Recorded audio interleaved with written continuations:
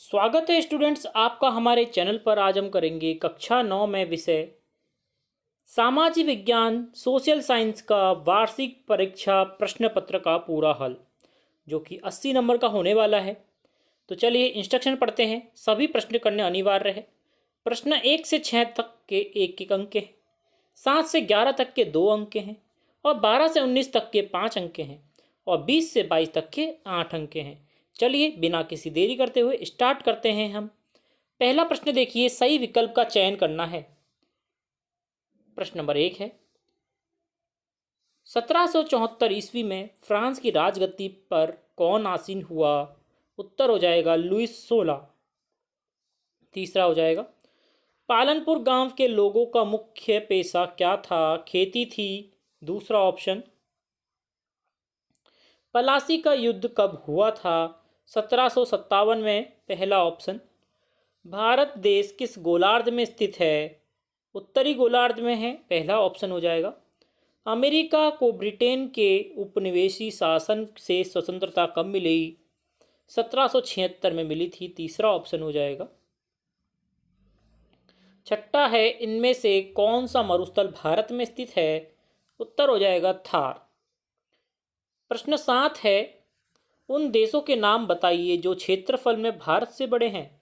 रूस, कनाडा, चीन, USA, Brazil और ऑस्ट्रेलिया। अगला है, भाबर क्या है? भाबर मैदान की वह संकीर्ण पट्टी है जो कंकड़ से ढकी होती है और सिंधु से तिस्ता तक शिवालिकों की तलहटों में स्थित है। इस पट्टी का निर्माण पहाड़ी से नीचे उतरने वाली कई धाराओं से किया जाता है। प्रश्न नंबर 9 है, संविधान को परिभाषित करना है। कुछ बुनियादी नियम हैं जिनका पालन नागरिकों और सरकार दोनों को करना होता है। ऐसे सभी नियमों का सम्मिलित रूप संविधान कहलाता है। देश का सर्वोच्च कानून होने की हैसियत से संविधान नागरिकों के अधिकार, सरकार की शक्ति, उसके कामकाज और तौर तरीकों का निर्धारण भी करता है। प्रश्न नंबर 10 देखिए, बस्तर और जावा के औपनिवेशिक वन प्रबंध में क्या समानताएं थीं? बस्तर और जावा में वनों के औपनिवेशिक प्रबंध में कुछ समानताएं थीं। दोनों ही मामलों में वनवासियों के पारंपरिक अधिकारों को छीन लिया गया था। उन्हें अपने औपनिवेशिक आकाओं के लिए काम करने के लिए मजबूर किया गया। बड़े पैमाने पर वन की कटाई हुई और गिर गए पेड़ों को मोनोकल्चर वृक्षारोपण के साथ बदल दिया गया। प्रश्न नंबर 11 है, भारतीय संविधान की प्रारूप कमेटी के प्रमुख कौन थे? संविधान सभा के अंदर से ही एक प्रारूप कमेटी का चयन हुआ, जिसके प्रमुख का पद था डॉक्टर भीमराव अंबेडकर। इस कमेटी में कुल 7 सदस्य थे। प्रश्न नंबर 12 है, 19वीं और 20वीं सदी की दुनिया के लिए फ्रांस क्रांति कौन सी विरासत छोड़ गई? स्वतंत्रता और लोकतांत्रिक अधिकारों के विचार फ्रांसीसी क्रांति की सबसे महत्वपूर्ण विरासत थे। यह 19वीं शताब्दी के दौरान फ्रांस से शेष यूरोप में फैल गए, जहां सामंती प्रणाली को समाप्त कर दिया गया। आगे ये विचार यूरोपीय राष्ट्रों के विभिन्न उपनिवेशों में फैल गए और उपनिवेशित लोगों ने संबंधित आवश्यकताओं के अनुसार इन विचारों की व्याख्या की और उन्हें ढाला। यह कई देशों में उपनिवेश के अंत के लिए बीज की तरह था। 20वीं सदी के मध्य तक दुनिया के प्रमुख हिस्सों ने लोकतंत्र को शासन के पसंदीदा तरीके के रूप में अपनाया और फ्रांसीसी क्रांति को इस विकास के लिए दिशा बिंदु भी कहा जाता है। प्रश्न नंबर 13 देखिए, भौगोलिक दृष्टि से भारत भूमि का वर्गीकरण करना है। भौगोलिक दृष्टि से भारत की भौगोलिक आकृतियों का निम्नलिखित वर्गों में विभाजित किया जाता है। पहला देखिए, हिमालय पर्वत श्रृंखला। दूसरा है उत्तरी मैदान। तीसरा प्रायद्वीपीय पठार। अगला भारतीय मरुस्थल, तटीय मैदान और द्वीप समूह। प्रश्न नंबर 14 देखिए, संविधान निर्माण में इन नेताओं और उनकी भूमिकाओं को हमें मेल करना है। हमें इनको मैच द फॉलोइंग है, इससे सही रूप से मिलाना है। देखिए, मोतीलाल नेहरू किससे मिलेगा? लास्ट वाले से, चौथे से मिलेगा। देखिए उत्तर में चौथे से मिला हुआ है। 1928 में भारत का संविधान बनाया। भीमराव अंबेडकर प्रारूप कमेटी के अध्यक्ष। तीसरा, राजेंद्र प्रसाद संविधान सभा के अध्यक्ष पहला। सरोजनी नायडू संविधान सभा की सदस्य दूसरा हो जाएगा। अगला देखिए, समाजवाद पर कार्ल मार्क्स के क्या विचार थे। कार्ल मार्क्स और फ्रेडरिक एंगल्स ने इस दिशा में कई नए तर्क पेश किए। मार्क्स का विचार था कि औद्योगिक समाज पूंजीवाद समाज है। फैक्ट्रियों में लगी पूंजी पर पूंजीपतियों का स्वामित्व है और पूंजीपतियों का मुनाफा मजदूरों की मेहनत से पैदा होता है। मार्क्स ने निष्कर्ष था कि जब तक निजी पूंजीपति इसी तरह मुनाफे का संचय करते जाएंगे तब तक मजदूरों की स्थिति में सुधार नहीं आ पाएगा और अपनी स्थिति में सुधार लाने के लिए मजदूरों को पूंजीवादी और निजी संपत्ति पर आधारित शासन का उखाड़ फेंकना होगा। मार्क्स को विश्वास था कि खुद को पूंजीवादी शोषण से मुक्त करने के लिए मजदूरों को एक अत्यंत भिन्न किस्म का समाज बनाना होगा जिसमें सारी संपत्तियों पर पूरे समाज का नियंत्रण और स्वामित्व होगा। उन्होंने भविष्य के इस समाज को साम्यवादी कम्युनिस्ट समाज का नाम दिया।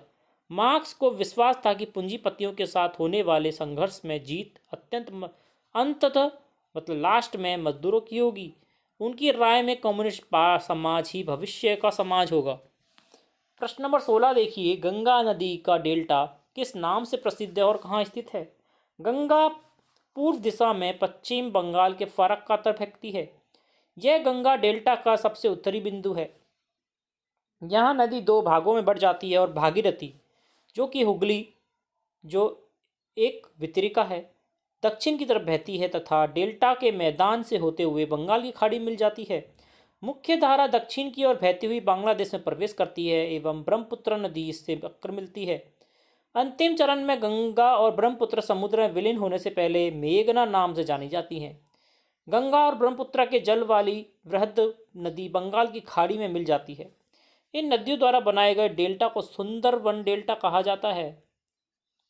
प्रश्न नंबर 17 देखिए, मौसमी भूखमरी और दीर्घकालिक भूखमरी में क्या भेद है बताइए। खाद्य सुरक्षा को दर्शाने वाले सबसे महत्वपूर्ण पहलुओं में से एक है भूखमरी। भूखमरी का परिणाम गरीबी है और भूखमरी के दो आयाम हैं, एक मौसमी और एक दीर्घकालिक भूखमरी। देखते हैं। भूखमरी के प्रकार जब होता है जब कोई व्यक्ति पूरे वर्ष के लिए काम आने में असमर्थ होता है उसे मौसमी भूखमरी कहते हैं। मौसमी भूख भोजन के बढ़ने और कटाई के चक्र से संबंधित है। यह ग्रामीण क्षेत्रों में कृषि गतिविधियों की मौसम प्रकृति और शहरी क्षेत्रों में आकस्मिक मजदूरों की वजह से प्रचलित है। जीर्ण भूख मात्रा और गुणवत्ता के मामले में लगातार आहार का अपर्याप्त परिणाम है। बहुत कम आय और जीवित रहने के लिए भोजन खरीदने के लिए अक्षमता के कारण गरीब लोग पुरानी भूख से पीड़ित हैं। प्रश्न नंबर 18 देखिए, भारत का प्रधानमंत्री सीधे जनता द्वारा चुना जाता है नहीं चुना जाता है। निम्नलिखित 4 जवाबों के सबसे सही को चुनकर अपनी पसंदीदा पक्ष के लिए कारण देना है। तो 4 है ABCD।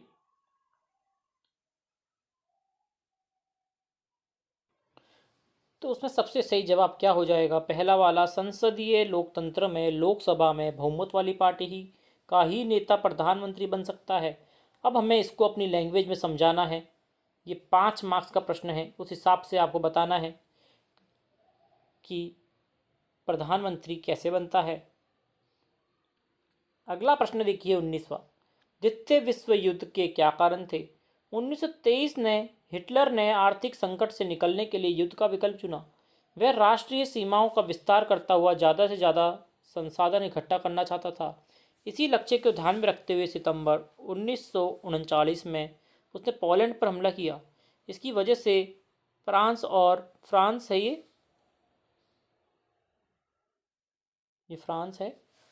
इंग्लैंड के साथ उसका युद्ध शुरू हो गया।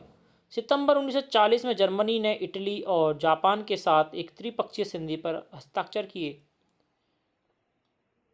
इस संधि से अंतर्राष्ट्रीय समुदाय में हिटलर का दावा और मजबूत हो गया।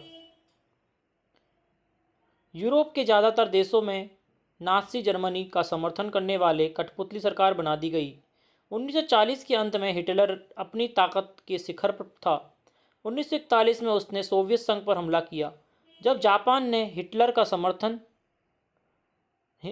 समर्थन दिया और पर्ल हार्बर पर अमेरिकी ठिकानों पर बमबारी का निशाना बनाया तो अमेरिका ने दूसरे विश्व युद्ध में कूद पड़ा। यह युद्ध मई 1945 में हिटलर की पराजय और जापान के हिरोशिमा शहर पर अमेरिकी परमाणु बम गिराने के साथ खत्म हुआ। अब देखेंगे प्रश्न नंबर 20। फ्रांस में क्रांति की शुरुआत किन परिस्थितियों में हुई? फ्रांस में क्रांति का परिणाम स्वरूप संचयी प्रभाव के कारण कुछ कारण निम्नलिखित हैं। पहला है एक स्वतंत्र अमेरिका के लिए ब्रिटेन के साथ युद्ध। इस युद्ध ने फ्रांसीसी राजशाही पर बढ़ते कर्ज का नेतृत्व किया। इसने जनता पर नए कर लगाने की अनिवार्यता की। दूसरा, जन्म के आधार पर विशेषाधिकार लोगों को उनके वंश के आधार पर विशेषाधिकार स्थिति मिली, न कि उनके योग्यता के आधार पर। इससे आम लोगों में आक्रोश था। अगला, विशेष अधिकार प्राप्त लोगों के बीच शक्ति का एकाग्रता। पहली और दूसरी संपत्ति से संबंधित लोगों के पास सारी शक्ति और पैसा था। जनता इस विशेषाधिकार प्राप्त वर्ग की दया पर थी। चौथा क्या हो जाएगा? निर्वाह संकट। बढ़ती आबादी और कम अनाज उत्पादन के कारण रोटी की मांग आपूर्ति में कमी आई, जो मुख्य आहार था। मजदूरों की बढ़ती कीमतों के साथ तालमेल नहीं बैठा, लोगों के लिए मुश्किल होती जा रही थी। ड हो जाएगा बढ़ते मध्य वर्ग। विदेशी व्यापार में वृद्धि के कारण एक नया वर्ग उभरा। यह वर्ग जन्म के कारण नहीं बल्कि अवसरों का उपयोग करने की क्षमता के कारण धनी था। मध्य वर्ग के लोगों ने वंश के आधार पर विशेषाधिकार समाप्त करने के लिए अपनी आवाज़ उठानी शुरू की। इस सब के कारण लोगों में आक्रोश था और एक सामान्य भाव पैदा हो गया। उस समय के कुछ विचारक विभिन्न मीडिया के माध्यम से जागरूकता फैलाने लगे। कुछ विशेषाधिकार प्राप्त वर्गों ने भी लोकतंत्र में बदलाव के लिए वकालत की। इससे आखिरकार फ्रांस में क्रांति हुई। प्रश्न नंबर 21 देखिए। दिए गए मानचित्र की सहायता से हमें पहचानना है अरब सागर और बंगाल की खाड़ी में स्थित द्वीप समूह। देखिए, अरब सागर और बंगाल की खाड़ी में स्थित द्वीप सागर कौन कौन से हैं? अरब सागर में लक्षद्वीप है और बंगाल की खाड़ी में है अंडमान एंड निकोबार। तो उत्तर क्या हो जाएगा? लक्षद्वीप एवं अंडमान निकोबार समूह। अगला देखिए, भारतीय उपमहाद्वीप किन देशों से मिलकर बनता है? भारतीय उपमहाद्वीप पाकिस्तान, अफगानिस्तान, चीन, तिब्बत, नेपाल, भूटान, म्यांमार और बांग्लादेश। अगला प्रश्न है, कर्क रेखा कौन कौन से राज्यों से होकर गुजरती है? तो क्या हो जाएगा? गुजरात, मध्य प्रदेश, छत्तीसगढ़, झारखंड, पश्चिम बंगाल, त्रिपुरा, मिजोरम। अगला देखिए, भारतीय भूमध्य भूभाग का दक्षिणी शीर्ष बिंदु कौन सा है? दक्षिणी शीर्ष बिंदु क्या हो जाएगा? 37 डिग्री 6 मिनट। उत्तरी अक्षांश बताना है हमें। उत्तरी अक्षांश है हमारा 8 डिग्री और 4 मिनट। अगला है भारत के सबसे पूर्वी और पश्चिमी देशांतर। तो कौन से हो जाएंगे? 68 डिग्री 7 मिनट और 97 डिग्री 25 मिनट। सबसे लंबी तट रेखा वाला राज्य, सबसे लंबी तट रेखा वाला राज्य हो जाएगा हमारा कन्याकुमारी। सॉरी, यहाँ पे आपको तट रेखा वाला राज्य पूछ रहा है, यहाँ पे इसकी जगह आपको गुजरात करना है। गुजरात करेंगे हम इसका उत्तर 7वें का। सबसे लंबी तट रेखा वाला राज्य है गुजरात। गलत लिख दिया है वे। भारत और श्रीलंका को बीच अलग करने वाली जनसंधि है पाक जल संधि, जिसे पाक जल डमरू भी कहते हैं। पाक जल संधि आप लिखेंगे। अगला देखिए, भारत के केंद्र शासित क्षेत्र बताने हैं हमें। तो देखिए, अंडमान निकोबार द्वीप समूह, चंडीगढ़, दादरा नागर हवेली, दमन एंड द्वीप समूह, लक्षद्वीप, पौंडीचेरी। दिल्ली। अब नए दो और हम जोड़ देंगे इसमें।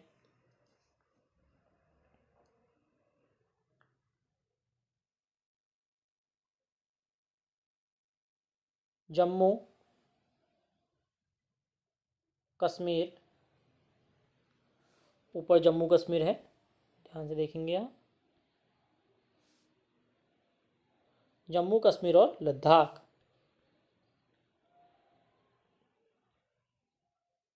दिल्ली के बाद में लिखेंगे हम जम्मू कश्मीर और अगला हो जाएगा लद्दाख। अगला देखिए प्रश्न नंबर 22, पालनपुर में कृषि के अलावा अन्य आय के साधन क्या हैं? देखिए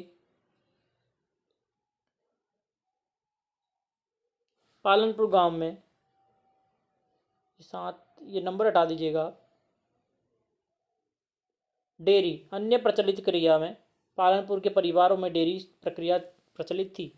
आप पूरा भी लिख सकते हैं। अगला देखिए, पालनपुर में लघु स्तरीय विनिर्माण का एक उदाहरण, इस समय पालनपुर में 50 से कम लोग विनिर्माण कार्यों में लगे हुए थे। विनिर्माण कार्य। अगला देखिए, पालनपुर के दुकानदार, जो लोग व्यापार करते थे, वस्तु विनिर्मित नहीं थे, और पालनपुर के व्यापारी के दुकानदार हैं जो कि शहरों के थोक बाजारों से कई प्रकार की वस्तुएं खरीदते हैं, उन्हें गांव लाकर बेचते हैं। परिवहन, तेजी से विकसित होता हुआ एक क्षेत्र, पालनपुर और रायगंज के बीच सड़क पर कई प्रकार के वाहन चलते हैं, जैसे कि रिक्शे वाला, तांगे वाला, jeep, tractor driver, truck driver, परंपरागत बैलगाड़ी, दूसरी गाड़ियाँ चलाने वाले वे लोग जो परिवहन सेवाओं में शामिल हैं। तो स्टूडेंट्स, ये था हमारा पूरा कक्षा 9 में विषय सामाजिक विज्ञान SST या सोशल साइंस जिसे हम कहते हैं, उसका प्रश्न पत्र का पूरा हल डिटेल में इसी प्रकार अन्य देखने के लिए जुड़ रही चैनल से लाइक करें, शेयर करें, सब्सक्राइब करें। धन्यवाद।